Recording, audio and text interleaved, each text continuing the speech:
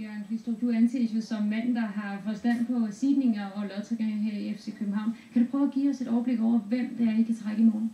Ja, det kan jeg godt. Det er sådan, så vi har kun fået hjælp fra et hold af useedede, der vandt her første runde, nemlig St. Patrick's fra Irland.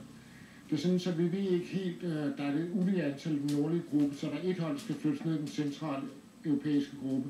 Men ellers er det Stabæk fra Norge, det er Kalmar Djurgården fra Sverige, det er Hanka og Huka, ja det hedder de altså fra Finland, det er Laipeda fra Letland, det er Suduva fra Litauen, St. Patrick's fra Dublin i Irland, og så Hafnarfjordur fra Island.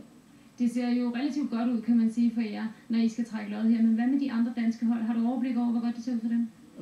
Brøndby er også seedet, ligesom os, hvorimod FC Nordsjælland og FC Midtafrika, de ikke er seedet, og dermed skal møde et seedet hold.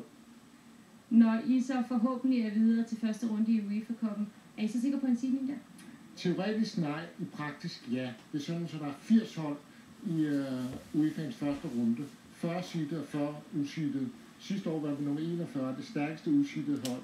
I år, hvis alle de seedede hold vinder næste runde, og alle de seedede hold vinder over Champions League-kvalifikationen, så er vi nummer 40. Det vil sige, at vi er seedet, men det dårligste af de seedede hold.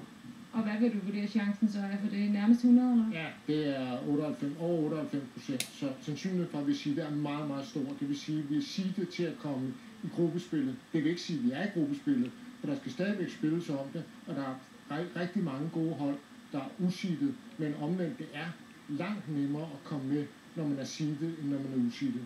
Og så må jeg lige vende tilbage til det, din svar før, fordi jeg stod der og funderede lidt, hvad betyder FC Midtafrika?